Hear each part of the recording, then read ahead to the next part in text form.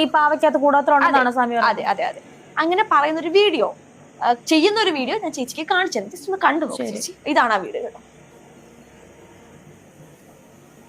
അനുമോൾക്ക് അതിനകത്ത് പിടിച്ചു നിൽക്കണമെന്നുണ്ടെങ്കിൽ നമുക്ക് വേണ്ട ഒരു ശക്തി വേണം. അവക്ക് പിടിച്ചു നിൽക്കാൻ അവള് ബുദ്ധിപരമായിട്ട് ശക്തി ആർജിച്ചിട്ടുണ്ടെന്നാവും.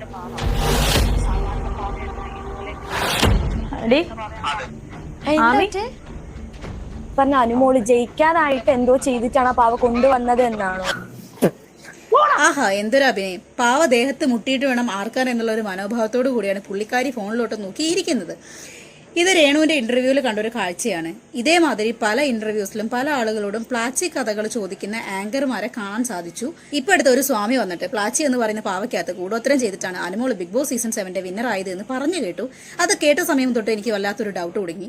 ഈ അമ്പലങ്ങളിലും പള്ളികളിലും മസ്ജിദിലും പോയി ആത്മാർത്ഥതയോടെ പ്രാർത്ഥിക്കുന്ന വിശ്വാസികളെക്കാളും കൂടുതൽ കാര്യസാധ്യം കൂടോത്തരം ചെയ്യുന്ന ആളുകൾ കാണുന്നുണ്ടെങ്കിൽ അവിടെ ദൈവങ്ങളുടെ ശക്തിയല്ലേ ചോദ്യം ചെയ്യപ്പെടുന്നത്? അപ്പൊ ഈ അമ്പലങ്ങളിലും മസ്ജിദിലും പള്ളിയിലും ഇരിക്കുന്ന ദൈവങ്ങളെക്കാൾ പവറാണോ ചെകുത്താനും മാടനും മറുതയ്ക്കും ജിന്നിനും ഒക്കെ? അപ്പൊ കൂടോത്രം ചെയ്താൽ എന്ത് കാര്യം നടക്കും? മാന്യമര്യാദയ്ക്ക് വിശ്വാസത്തോടെ പോയി പ്രാർത്ഥിച്ചാൽ ഒന്നും നടക്കില്ല എന്നാണോ സ്വാമി പറഞ്ഞു വരുന്നത്?